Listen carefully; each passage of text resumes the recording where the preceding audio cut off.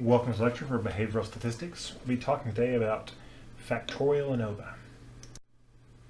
Okay, first some terminology. We talk about Factorial ANOVA, we ought to talk about, well, what is a factor? Well, a factor is simply a grouping variable, a variable you're using in a study, frequently an experiment, to group people. Okay, you belong in this group, you belong in this group, you differ along this variable and this factor, you're different in this way, right? And so these factors, these grouping variables, in an experiment, it can be an independent variable, right? So if you're going to get the drug and you're going to get the placebo, okay, well then drug level is my factor, and it's got two levels, one being zero drug and another level being some drug, right? You can also have quasi-independent variables, right, where you have these, okay, I found people that were taking a drug, people that weren't taking the drug. I didn't randomly assign them to take the drug, so it's not a true independent variable, but it's this variable that creates these separate groups. Okay, that can be a factor. And then the other one that we often think about are subject variables. All right, so okay, I want to look at differences in preference for online classes between people who are in their first year, second year, or third year of graduate school. Right? Okay, if I'm now grouping you by what year you are in, and that characteristic, that factor is about you, that's a subject variable, well, it's still a factor. Right? And each factor I look at in a study can be either a between subjects factor or a within subjects factor.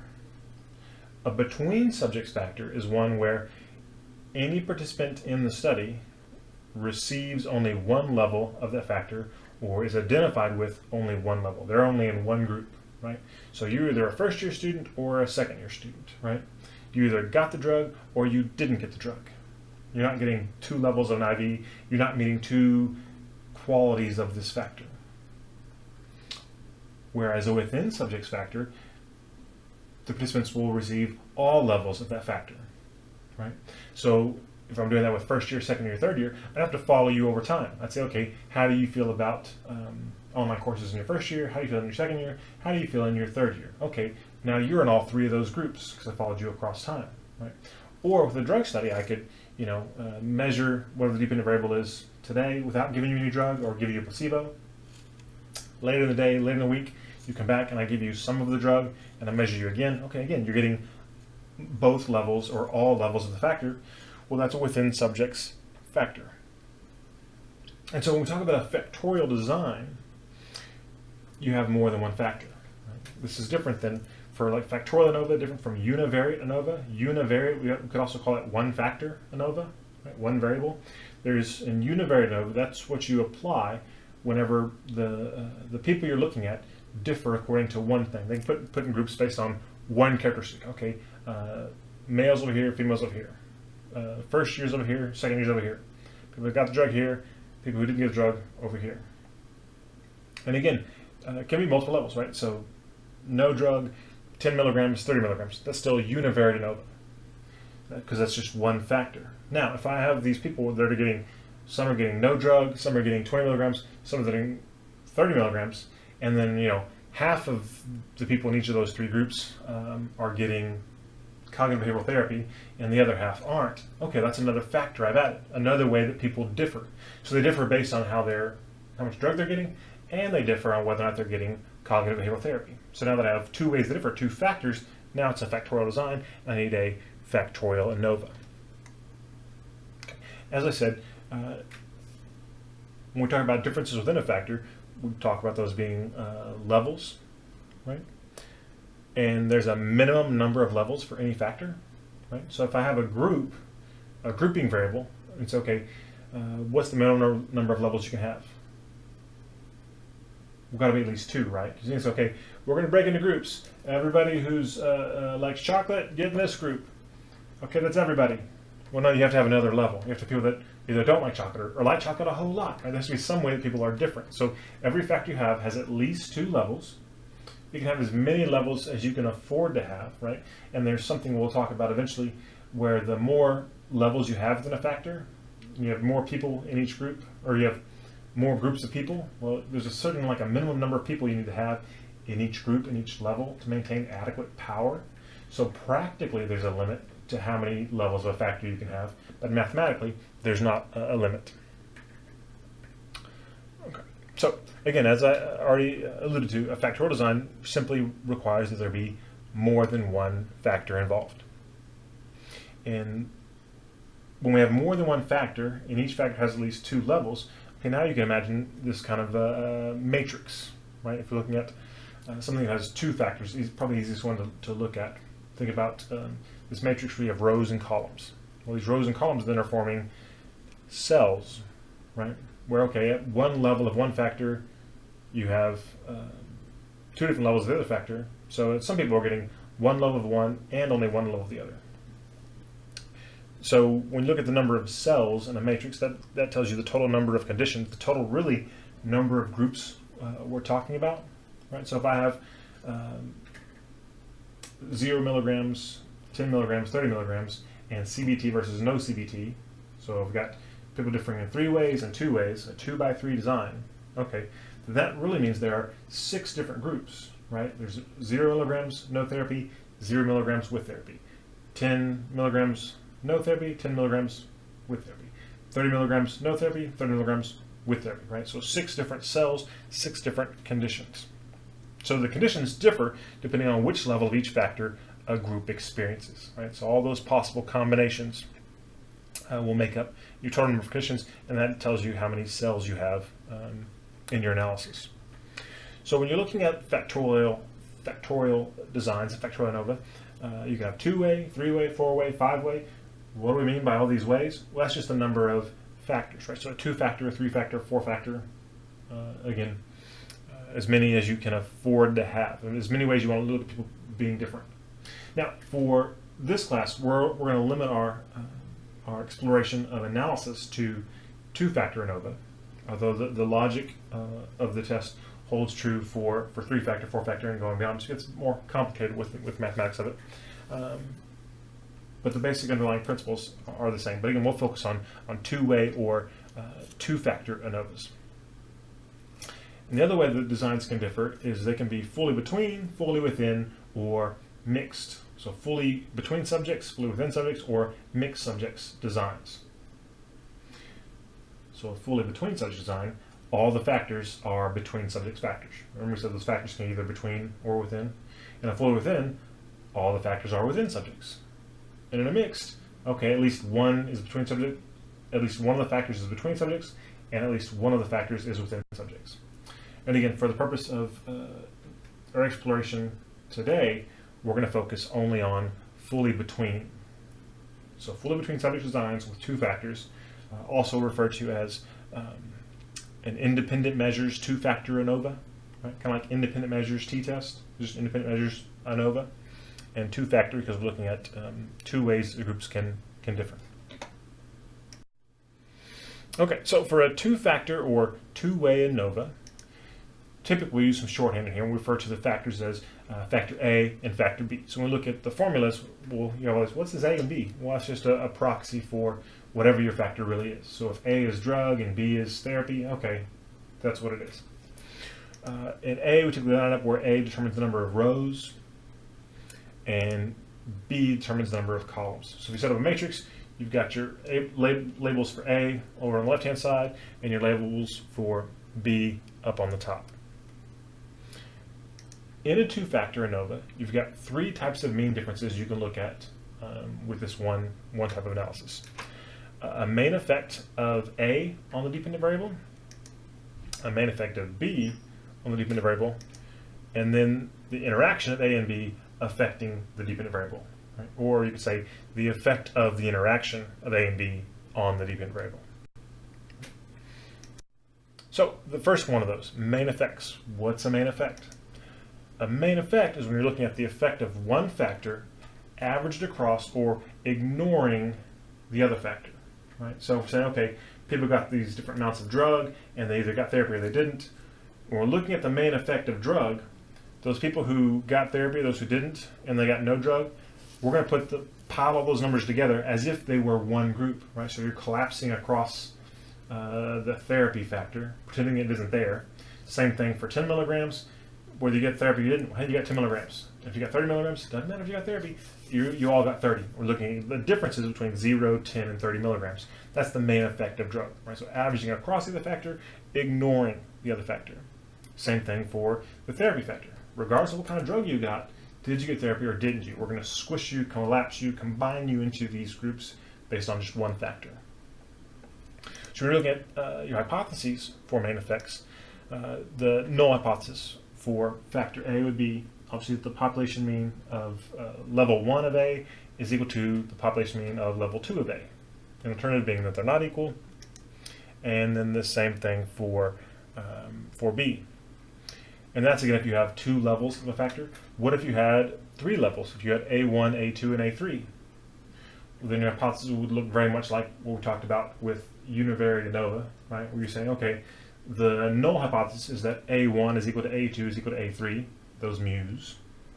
And the alternative is at least one of these means differs from the others, right? Where we can't write it out formulaically, all we can do is write that sentence because of all these possible combinations.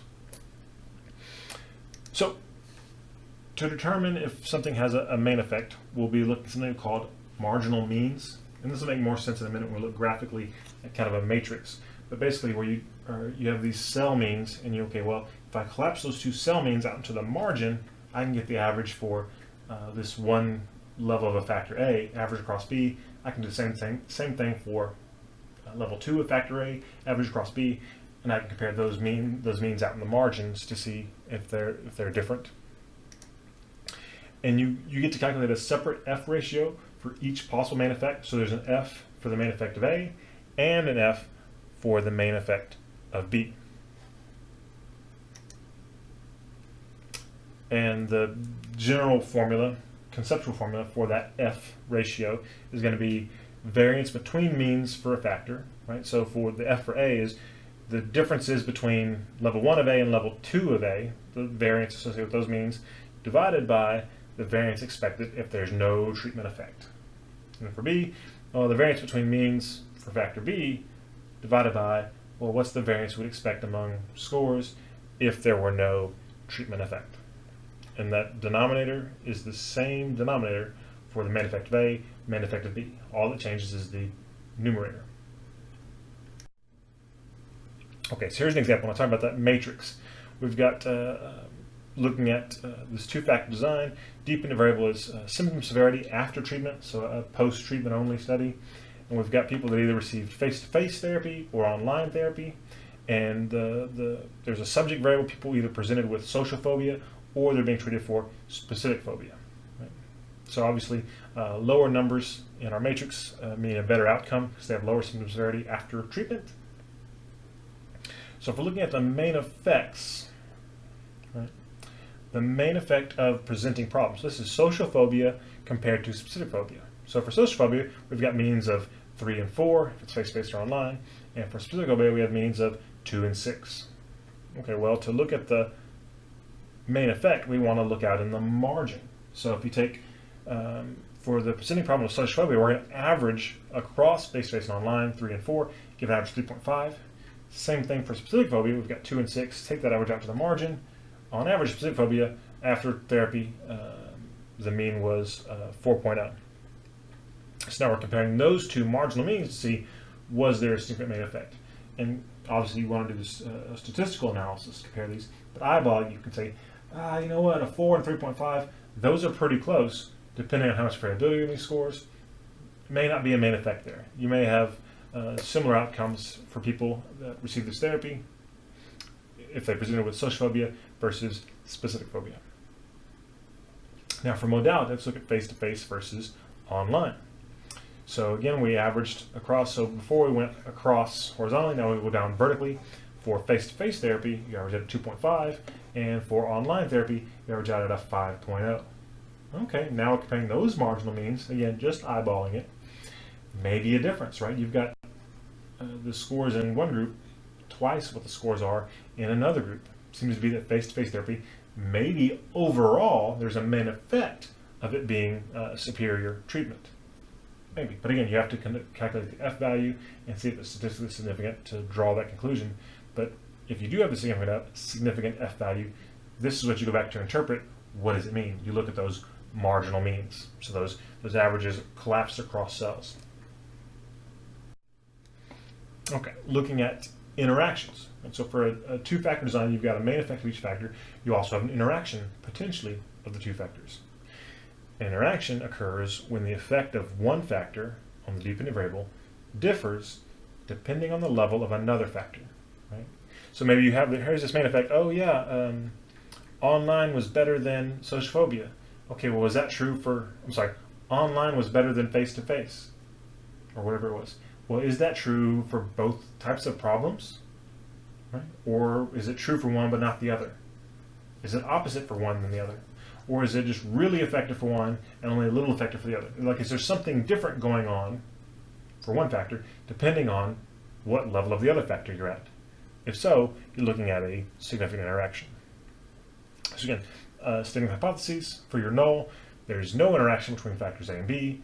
The mean differences between treatment conditions are explained by the main effects of the two factors. Right? So if there's any differences, it's totally accounted for by the main effects. If there's no differences, well, then there's just no differences. The alternative being that, obviously, there is an interaction between the two factors. So here, instead of comparing marginal means, you're going to be comparing simple main effects. And these are when you have the cell means within one level of a factor. And we'll look at that more closely in just a little bit. I think it'll make more sense. But again, kind of conceptually, you're looking at an F ratio where it's the variance of the means not explained by the main effects. Right? So you've got all these kind of between treatment variability across all these cells. The means aren't the same. Subtract out all the variability that's associated with the two main effects. What's left over must be differences associated with the interaction, and divide that by, again, that same error term, variance expected if no treatment effects. So the error term, the thing in the denominator, is going to be the same for all three F ratios you're going to be calculating. Okay, an example. And I changed the numbers on this from the last example a little bit, but same idea of therapy modality and presenting problem. So, do we have an interaction? Well, if we look at presenting problem, we see that when the presenting problem is social phobia, people had higher severity for face-to-face than online. So online did better, right? However, when the presenting problem was specific phobia, people had lower severity for face-to-face than online, right? So the sign, greater than, less than, it changed when you went, going across one level, going to the next level, it changed direction. Whenever it changes direction like that, something different is happening. This suggests an interaction, right? So, whereas if you just look at social phobia, it looks like, oh wow, online's better. Look at specific phobia, no, face-to-face is better, right? So, which modality is better depends on, the effect of modality is different. It depends on what your presenting problem was, or that would be an interaction. So you could interpret the interaction and stop there. You don't need to go further. But anytime you have a two-factor ANOVA, you can interpret every interaction two ways. One is going horizontal like this, the other is going vertically. And again, both are legitimate. Sometimes one makes more sense than the other, just depending on what your variables are. So let's look at the other one. Take that away. So now we start off with if. So if, and we just look at one level, one factor, if the modality is face-to-face, you've got worse outcomes for social phobia than specific phobia. However, if the modality was online, so again we start off, if B1, then this. If B2, then this. Right? So if B1, if face-to-face, social phobia is worse than specific phobia. However, if B2, if online, then social phobia is better than specific phobia, right? Lower symptom severity. Right? And again, both of those ways we talked about, going horizontally, going vertically, are okay to do. You don't typically do both. You pick one, whichever one makes the most sense to you. Okay. Quick note on the independence of effects.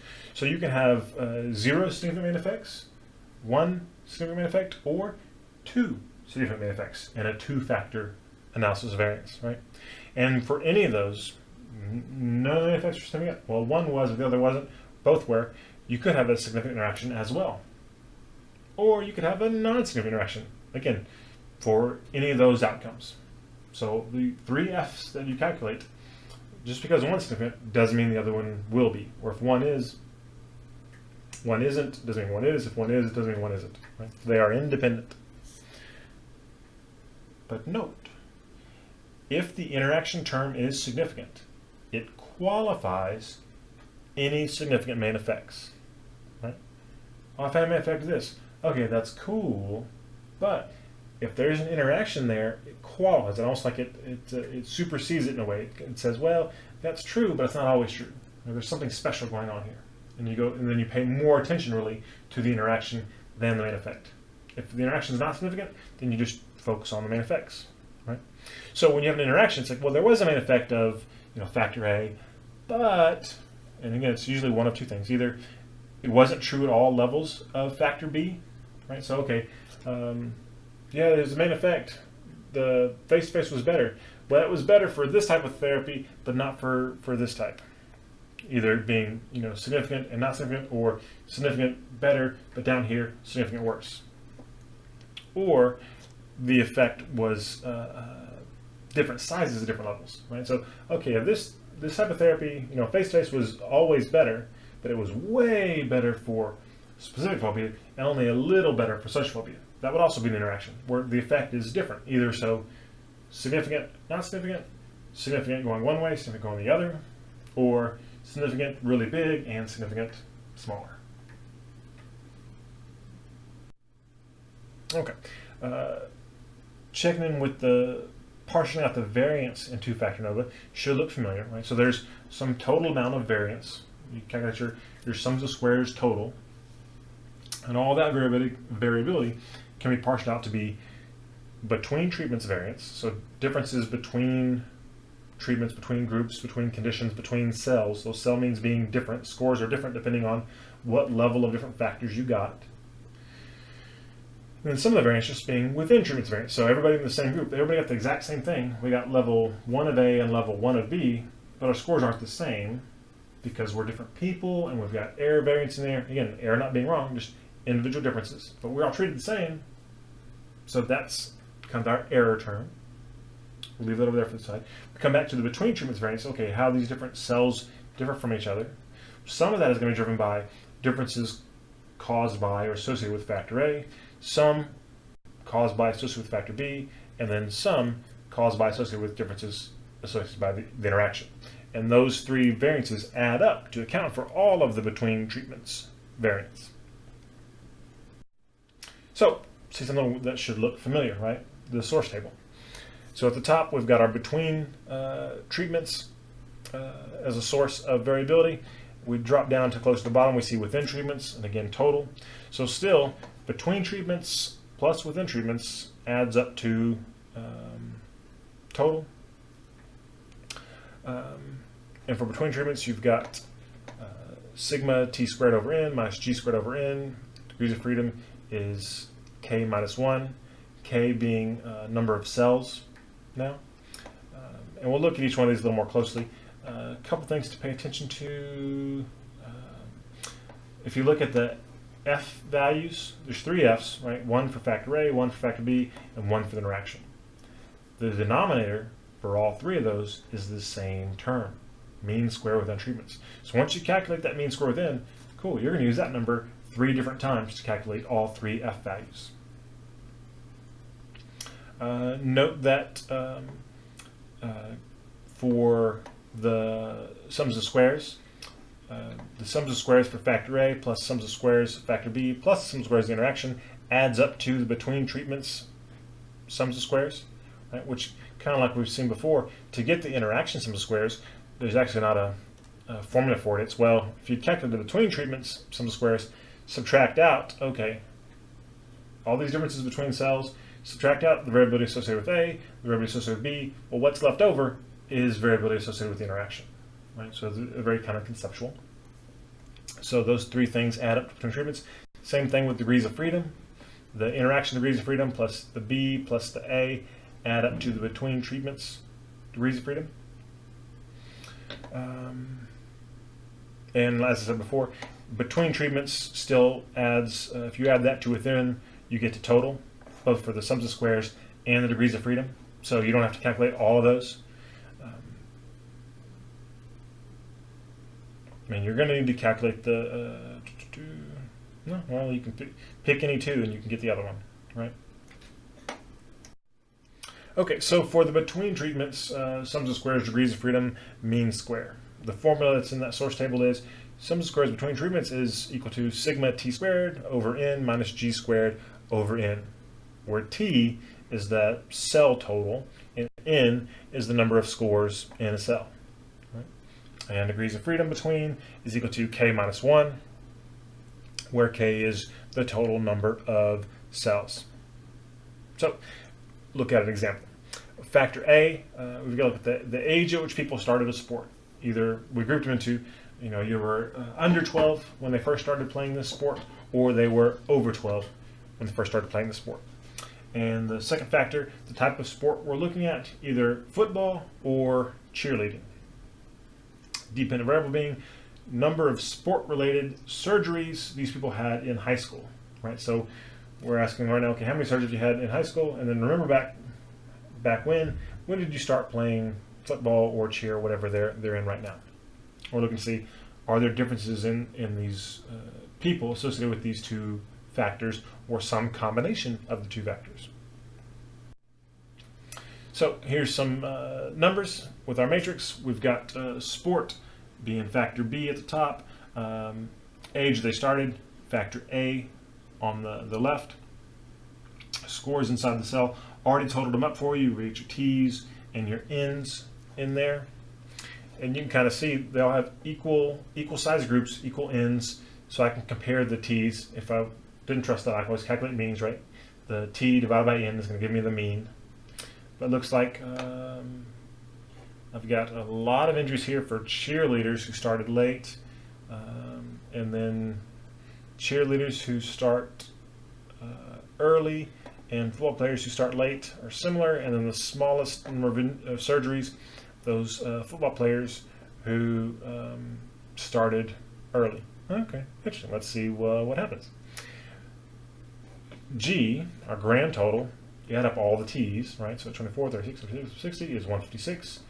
And then total N is all the little n's add up, each n from every cell. That's 24. And that formula again is sum of squares between treatments is sigma t squared over n minus g squared over n. So I get each t from every cell. So there's 24 from that top left squared divided by, well, it was 6 scores. Plus, I move over to the right, 36 squared divided by those 6 scores. Plus that 36 divided by those 6 scores. Plus that 60 squared divided by those 6 scores. Okay, so that's the first part of the formula, right? That's sigma t squared over n. But I have to do minus g squared over n. And again, I said g was 156. So 156 squared over 24. And that comes out to 114. Okay, so far so good. So we got part of our source table done. And then our degrees of freedom between treatments, again, is k minus 1. K is the number of total cells. We've got 1, 2, 3, 4 cells. So degrees of freedom between treatments is 3. All right, let's start looking at the factors. Right? We got our between treatments, sums of squares and degrees of freedom. What about for factor A and factor B? Well, sums of squares for factor A will be your sigma t squareds for the t's along the row divided by n, number of scores in that row, minus g squared over n. And degrees of freedom of A is number of rows you have minus 1. And the same thing for B, except it's columns and number of columns minus 1.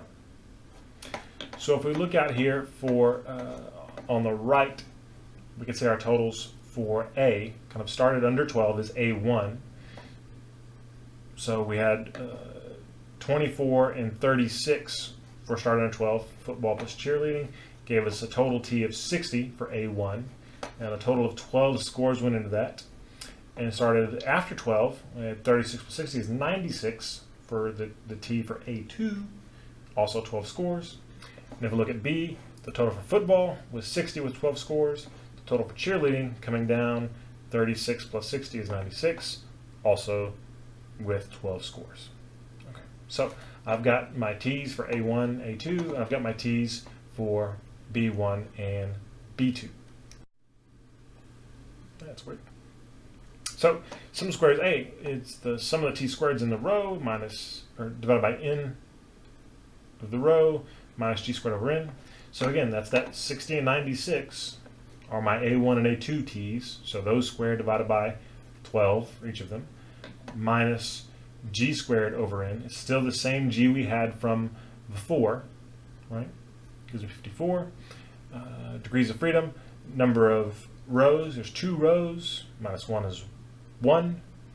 And then for B, the columns, I had similarly, ironically, t's of 60 and 96, both with 12. So I end up getting the same sums of squares. Won't always be that way. For this example, it worked out to be that way. And again, the degrees of freedom being number of rows, I should say columns, number of columns minus 1. And there are 2 columns, column for football, column for cheerleading, minus 1 is 1. So degrees of freedom A of 1, degrees of freedom of B of 1 as well.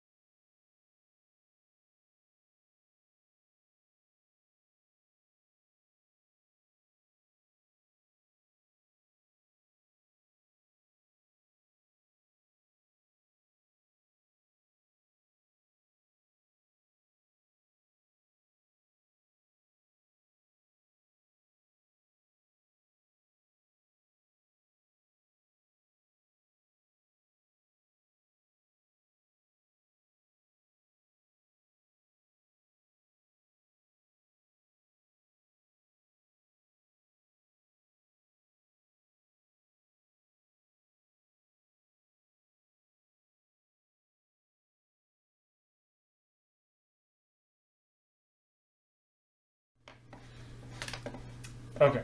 The assumptions for Factorial ANOVA, pretty much keeping with the assumptions we talked about for univariate ANOVA. You're talking about independence of observations, and that's independent across both factors. Normality, so the populations from which these samples were drawn on the variables, on the different dependent variable, are normally distributed. And homogeneity of variance, so the amount of variability in each group should be fairly close to one another. If you've got one group that's super variable, another group that's not at all variable, well, then you might violate that homogeneity of variance assumption, and then you may have to transform your scores or do something to deal with that. Next time, we'll talk about APA style for reporting the results of a factorial study, which is more complicated than the other ones we've talked about so far. And of course, we'll also look at how to conduct a Factorial ANOVA in SPSS. That's all for now. Take care.